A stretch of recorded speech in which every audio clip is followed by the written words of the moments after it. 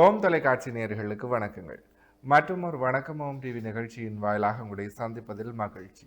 இன்றைக்கு புலர்ந்திருக்கக்கூடிய பொழுதானது அனைவரது வாழ்விலும் மங்களமும் சுபீட்சமும் உடைய நல்ல பல சுப காரியங்கள் நடைபெறக்கூடிய நல்லதோர் நாளாக அமைய எல்லாம் வல்ல இறைவனை பிரார்த்திப்பதோடு இன்றைய தினத்திலே பல்வேறு சுப காரியங்களில் ஈடுபட்டு கொண்டிருக்கக்கூடிய நேயர்கள் சொந்தங்கள் யாவருக்கும் ஓம் தொலைக்காட்சி சார்பாக வாழ்த்துக்களையும் கூறிக்கொண்டு இன்றைய இந்த நிகழ்ச்சியினுடைய முதற் பகுதியான இன்றைய நாள் தொடர்பான தகவல் பகுதியுடன் இணைந்திருக்கலாம்.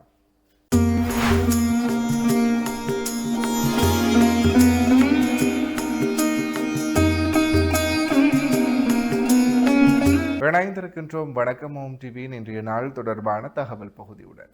அந்த வகையில் இன்றைய நாளானது ஜூலை மாதம் சனிக்கிழமை 18/7/2026 தமிழுக்கு பராபவ வருடம் ஆடி மாதம் 2ஆம் நாள்.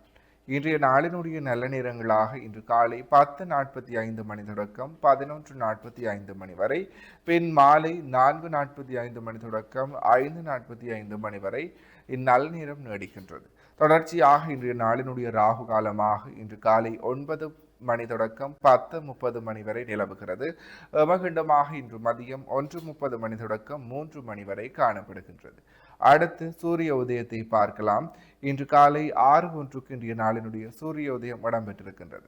திதியாக இன்று காலை 9:37 வரை சதுர்த்தி திதியும் பின்பு பஞ்சமி திதியும் நிலவுகிறது.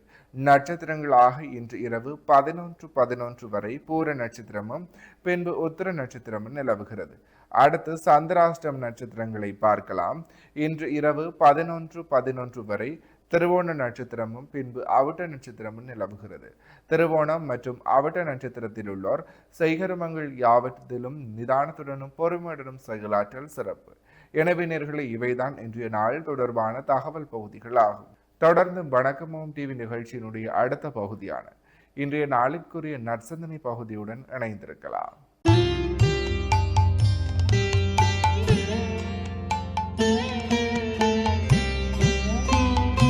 ஓம் ஸ்ரீபூதநாத சதானந்த சர்வபூத தயாபர ரக்ஷ ரக்ஷ மகாபாபோ சாஸ்திரே துப்யம் நமோ நமः.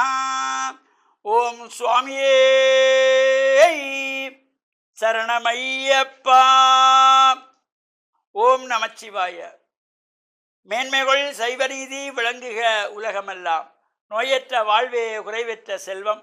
அந்த நோய் நொடி இல்லாத வாழ்வு இந்த உலக மக்கள் எல்லோரும் வாழ வேண்டும் என்று கலியுகத்தின் காந்தமலை ஜோதியாகிய சபரிமலை சுவாமி ஐயப்பனுடைய திருவடிகளை சிறந்தாழ்த்தி டான் தமிழொலி ஓம் தொலைக்காட்சி நேயர்கள் அனைவருக்கும் சர்வதேச இந்து மத குறிப்பீடம் அகில இலங்கை சபரிமலை ஸ்ரீ சாஸ்தாவிடத்தின் சார்பில் இனிய வணக்கங்களும் நல்லாசிகளும். இன்றும் மங்களகரமான பராபவ வருஷம் ஆடி மாதம் 2ஆம் நாள். நேற்றைய தினம் நமக்கு ஆடி மாதம் மலர்ந்திருக்கிறது. இன்று 2வது நாள் 18/7/2026 சனிக்கிழமை. இன்று மலர்ந்திருக்கின்ற இன்றைய பொழுதும் நம் எல்லோருடைய வாழ்விலும் எல்லா விதமான சிறப்புகளும் கிடைக்க இறைவனை வழிபாடு செய்து பெற்றோர்கள் பெரியோர்களையும் மனைஞர்களுடைய அன்பையும் ஆசையும் பெறுகின்ற பொழுதும் எந்த நாளும் நமக்கு நல்ல நாள். இப்பொழுது இந்த ஆடி மாதம் மலர்ந்திருக்கிறது. இன்று மந்தவாரம் என்கின்ற சனிக்கிழமை. பொதுவாக இந்த மந்த வாரத்தில் எந்த சுபகாரியங்களும் செய்ய மாட்டார்கள். இந்த ஆடி மாதத்திலே அம்பாளை வேண்டி வழிபாடு செய்யக்கூடிய மாதம் இந்த ஆடி மாதம். பல்வேறு கிராமப்புறங்களிலே மாரியம்பாள் வழிபாடு, காளியம்பாள் வழிபாடு, மனோன்மணி அம்பாள் வழிபாடு, கண்ணகி அம்பாள் வழிபாடு என்று சிறப்பாக சக்தி வழிபாடாக இந்த ஆடி மாதத்திலே பல்வேறு சிறப்பான விரத அனுஷ்டானங்கள்.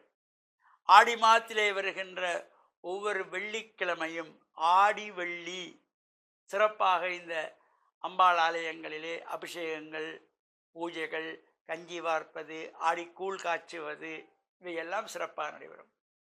அதேபோல் ஒவ்வொரு செவ்வாய்க்கிழமைகளும் ஆடி செவ்வாய். இந்த ஆடி மாதத்திலே வெள்ளிக்கிழமைக்கும் செவ்வாய்க்கிழமைக்கும் ஒரு தனித்துவமான சிறப்பு.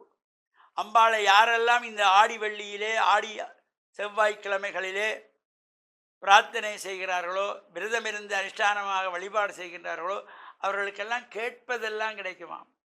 நல்ல மனதோடு ஐம்புலன்களையும் ஒருவழிப்படுத்தி இறை பிரார்த்தனை ஈடுபடுகின்ற பொழுதிலும் பொங்கல் வழிபாடுகள் செய்து கொள்வார்கள். இந்த ஆடி மாதத்திலே இப்போ நேற்றைய தினம் மாதம் பிறந்திருக்கிறது, கூழ் காய்ச்சினோம், முடிச்சதுன்னு இல்லை. ஆடி மாதம் பூராவுமே கூழ் காய்ச்சி படைக்கலாம் அம்பாளுக்கு. நமக்கு எப்பெல்லாம் நேரம் கிடைக்கிறதோ, நேற்றைய தினம் மாத பிறப்பில் நமக்கு நேரம் கிடைக்கலையா, இன்னைக்கு காய்ச்சலாம், இல்லை வார வெள்ளிக்கிழமை காய்ச்சலாம், செவ்வாய்க்கிழமை காய்ச்சலாம், புதன்கிழமை காய்ச்சலாம்.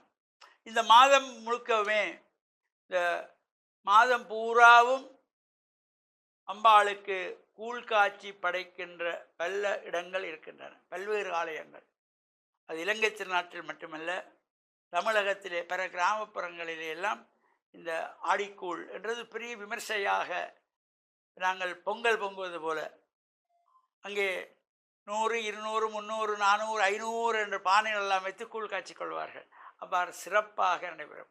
சில இடங்களிலே அம்பாளை வேப்பிலையினாலேயே பூரா அலங்காரம் செய்து இந்த கஞ்சி காய்ச்சி அதில் வேப்பிலை போட்டும் கஞ்சி காய்ச்சி கொள்வார்கள். கூழ் காய்ச்சிறவர்கள் கூட வேப்பிலை போட்டுக்கொள்வார்கள். இவ்வாறு சிறப்போடு கூடியது இந்த ஆடி மாதம் அம்பாள் வழிபாட்டுக்கு. இந்த ஆடி மாதத்திலே வருகின்ற 18ஆம் நாள், தமிழ் ஆடி மாதத்து 18ஆம் நாள், ஆடி 18ஆம் பெருக்கு என்று அது ஒரு தனித்துவமான சிறப்பு. காவேரி கரையிலே சென்று பிரார்த்தனை செய்வது.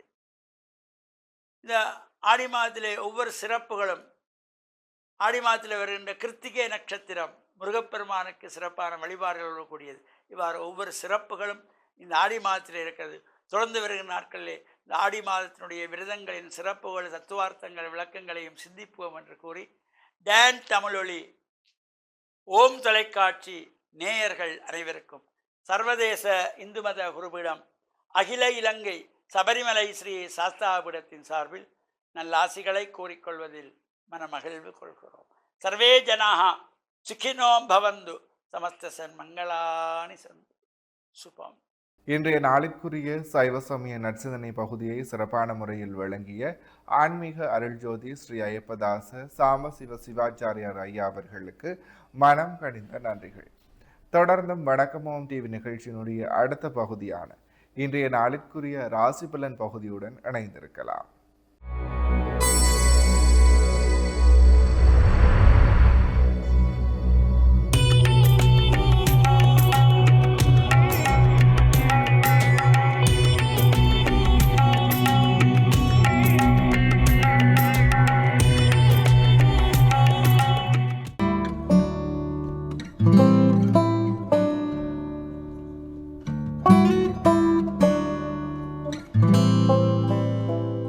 ஓம் தொலைக்காட்சி நிகழ்ச்சிக்கு காலை வணக்கம். இன்றைய நாள் 18/7/2026. மேடராசி அஸ்வினி பரணி கார்த்திகை ஒன்று கொண்டவங்களுக்கு இன்றைய நாளிலே அனுகூலம் உண்டு, நன்மைகள் உண்டு, தொழில் சார்ந்த முன்னேற்றம் சிறப்பாக இருக்கும், பணவரவு திருப்திகரமாக இருக்கும். இடபராசி கார்த்திகை 2, 3, 4, ரோகிணி மிருகசிரிடம் 1, 2 கொண்டவங்களுக்கு இன்றைய நாளிலே சற்று சிரமங்கள் இருக்கும், தடைகள் இருக்கும், மந்த நிலைகள் இருக்கும். எடுக்கின்ற முயற்சிகளை பொறுமையோடும் நிதானத்தோடும் செயல்பட வேண்டும். மிதுன ராசி மிருகசிடம் 3, 4, திருவாதிரை புனர்பூசம் 1, 2, 3 கொண்டவங்களுக்கு இன்றைய நாள் வெற்றி நாளாக அமையும். தொழில் முன்னேற்றம் உண்டு, பணவரவு உண்டு, எதிர்பார்ப்புகளில் நல்ல சிறப்புகளும் மேன்மைகளும் அமையும். கடகராசி புனர்பூசம் 4, பூசம் ஆயில்யம் கொண்டவங்களுக்கு இன்றைய நாள் நல்ல அனுகூலத்தை கொடுக்கும், தொழில் சிறப்புகளை கொடுக்கும், பணவரவை கொடுக்கும், எதிர்பார்ப்புகளில் நல்ல வெற்றிகள் அமையும். சிம்மராசி மகம் பூரம் உத்தரம் 1 கொண்டவங்களுக்கு இன்றைய நாளில் சிரமங்கள் இருக்கும், தடைகள் இருக்கும், மந்த நிலைகள் இருக்கும், எதிர்பார்ப்புகளே கரைச்சல்கள் இருக்கும், நிதானத்தோடு செயல்பட வேண்டும். கன்னிராசி உத்தரம் 2, 3, 4, அத்தம் சித்திரை 1, 2 கொண்டவங்களுக்கு இன்றைய நாள் மேன்மையின் நன்மையின் தரும், தொழிற்சிறப்புண்டு, பணவரவு உண்டு, நல்ல அனுகூலங்கள் கிடைக்கும். துலாம் ராசி சித்திரை 3, 4, சுவாரி விசாகம் 1, 2, 3 கொண்டவங்களுக்கு இன்றைய நாளிலே தெய்வ அனுகூலம் உண்டு, பணவரவு உண்டு, உறவினர் மூலம் நன்மைகள் உண்டு, எதிர்பார்ப்புகள் சிறப்பாக நிறைவேறும். விருச்சிக ராசி விசாகம் 4, அனுசம் கேட்டை கொண்டவங்களுக்கு இன்றைய நாளிலே மந்த நிலைகள் இருக்கும், தடைகள் இருக்கும், காரியங்களில் இழுபடுகள் இருக்கும். அதற்கேற்ப பொறுமையோடும் நிதானத்தோடும் செயல்பட வேண்டும். தனுசு ராசி மூலம் பூராடம் உத்திராடம் உண்டு கொண்டவங்களுக்கு இந்த நாளே சற்று சிரமங்கள் இருக்கும், மந்தனைகள் இருக்கும். எடுக்கின்ற முயற்சிகளிலே நிதானத்தோடும் பொறுமையோடும் செயல்பட வேண்டும். மகர ராசி உத்திராடம் 2, 3, 4, திருவோணம் அவிட்டம் 1, 2 கொண்டவங்களுக்கு இந்த நாளிலே அலைச்சல் நிலைகள் அதிகமாக இருக்கும், மந்த நிலைகள் இருக்கும். எடுக்கின்ற முயற்சிகளை பொறுமையோடும் நிதானத்தோடும் செயல்பட வேண்டும். கும்பராசி அவிட்டம் 3, 4, சதயம் பூரட்டாதி 1, 2, 3 கொண்டவங்களுக்கு இந்த நாளிலே வெற்றிகள் உண்டு, நன்மைகள் உண்டு. தொழில் சார்ந்த முன்னேற்றங்கள் மிகச் சிறப்பாக அமையும். மீனராசி பூரட்டாதி 4, உத்திரட்டாதி ரேவதி கொண்டவங்களுக்கு இந்த நாளிலே அலைச்சல் நிலைகள் இருக்கும், மந்த நிலைகள் இருக்கும். எடுக்கின்ற முயற்சிகளே பொறுமையோடும் நிதானத்தோடும் செயல்பட வேண்டும்.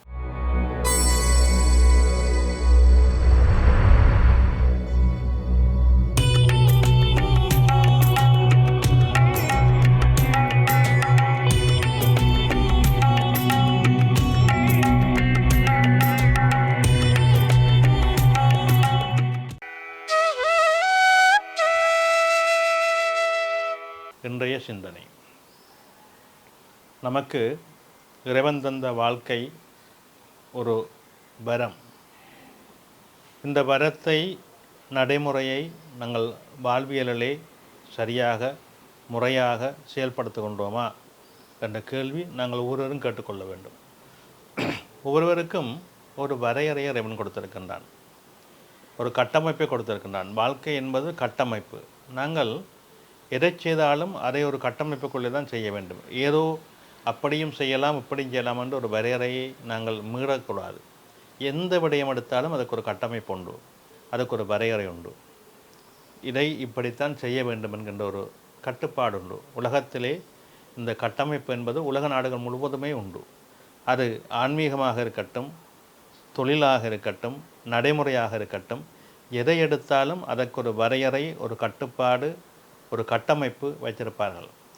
அதை மீறாமல் செய்கின்ற பொழுதுதான் அதற்குரிய தாற்பயம், அதற்குரிய பலன் சரியாக நம்மை வந்து சேரும். நாங்கள் வரையறைகளை மீறுகின்ற பொழுது அது எல்லாமே தலைகீழாக மாறிவிடுகின்றது, எல்லாமே குழப்பத்துக்குரியதாக மாறிவிடுகின்றது. இந்த வரையறைகள் மாறுகின்ற பொழுது நமது கட்டமைப்பெல்லாம் உடைந்து விடுகின்றன. நாம் என்ன செய்கின்றோம் என்கின்ற அந்த எல்லையை நாமே மறந்து விடுகின்ற ஒரு தன்மையை உருவாக்கிவிடும். எனவே மிக மிக நிதானமாக, மிக பொறுமையாக, மிக நேர்த்தியாக நாங்கள் இந்த வரையறை கட்டமைப்பை ஒவ்வொருவரும் எங்கள் மனதுக்குள்ளே, எங்கள் கட்டுப்பாட்டுக்குள்ளே, உங்கள் செயல்பாட்டுக்குள்ளே வைத்துக்கொள்ள வேண்டும். அது சரியாக இருக்கின்ற பொழுதுதான் எங்களுடைய வாழ்வியல் மேன்மையையும் நன்மையையும் அதிகமாக தரக்கூடியதாக இருக்கும். எனவே அந்த கட்டமைப்பு என்பது மிக முக்கியமானது, வரையறை என்பது மிக முக்கியமானது. ஒவ்வொருவரும் அதை கட்டி காக்க வேண்டும். ஒரு குறிப்பாக ஒரு கிராமத்திலே பல குடும்பங்கள் வாழுகின்றார்கள். ஆனால் ஒரு குடும்பம் உதாரணமாக இருப்பார்கள், ஒரு குடும்பம் சிறந்த வரையறையோடு இருப்பார்கள், ஒரு குடும்பம் ஏனோ தானோடு இருப்பார்கள். இது எல்லாம் பார்க்கின்றவர்களுக்கே நன்றாக புரியும். அந்த வரையறையும் கட்டமைப்பும் உள்ள குடும்பம் கௌரவமாக போற்றப்படுவார்கள். இவர்கள் தங்களுடைய எல்லை மீற மாட்டார்கள், தங்களுடைய எல்லைக்குள்ளே வாழ்பவர்கள், தங்களை சார்ந்து தங்களுடைய எல்லை, தங்களுடைய மரபு இவற்றை போற்றி காப்பவர்கள். அவர்கள் மூலமாக அனுகூலங்களை, நன்மைகளை பெற முடியும் என்ற ஒரு மன வைராக்கியம் மற்றவர்களுக்கு இருக்கும். முன்னுதாரணமாக அவர்கள் வாழ்வார்கள். அந்த கட்டமைப்பு என்பது அதுதான். வாழ்வியலிலே எங்களுக்குள்ள வரையறை, நமது முன்னோர்கள் எல்லோருக்கும் ஒரு வரையறை வைத்து சென்றிருக்கின்றார்கள். அந்த வரையறையை, அந்த கட்டமைப்பை இப்படித்தான் செய்ய வேண்டும் என்கின்ற ஒரு நடைமுறை இருக்கின்றது. அவற்றை மாற்றக்கூடாது என்பது இருக்கின்றது. பன்னிசை என்றால் இப்படித்தான் பாட வேண்டும், தேவார பன்னிசைகள். மந்திரம் இப்படித்தான் சொல்ல வேண்டும். இதெல்லாம் கட்டமைப்பாக வரையறுக்கப்பட்ட விடயங்கள். ஒரு விடயத்தை ஒரு சட்ட நிபுணர் எழுதுகின்ற பொழுது அந்த சட்ட வரையறைக்குள்ளே தான் அதை எழுதுவார். ஒரு காணி உறுதி எழுதுகின்ற பொழுது கூட அதற்கு ஒரு வரையறை உண்டு. சும்மா தேவையில்லாத வசனங்கள் எல்லாம் போட்டு எழுத முடியாது. இது இப்படி இன்ன நிலையில் தான் இருக்க வேண்டும் என்கின்ற ஒரு வரைபடம் கருகின்ற பொழுது கூட அதற்கு ஒரு கட்டமைப்பு இருக்கும். அந்த கட்டமைப்புக்குள்ளே தான் அந்த வரைபடம் வர வேண்டும்.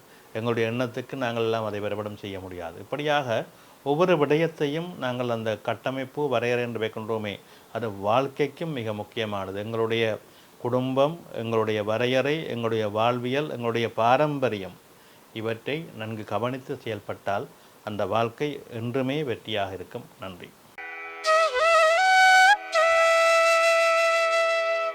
இன்றைய நாளிற்குரிய ராசி பலன் பகுதியை சிறப்பான முறையில் 12 ராசிகளுக்குமான பொது பலன்களை வழங்கிய ஸ்ரீ ராமதேவ லோகேஸ்வர குருக்கள் ஐயா அவர்களுக்கு மனம் நிறைந்த நன்றிகள். தொடர்ந்து நிகழ்ச்சியினுடைய அடுத்த பகுதியான இன்றைய நாளிற்குரிய திருக்குறளும் பொருளும் பகுதியுடன் இணைந்திருக்கலாம்.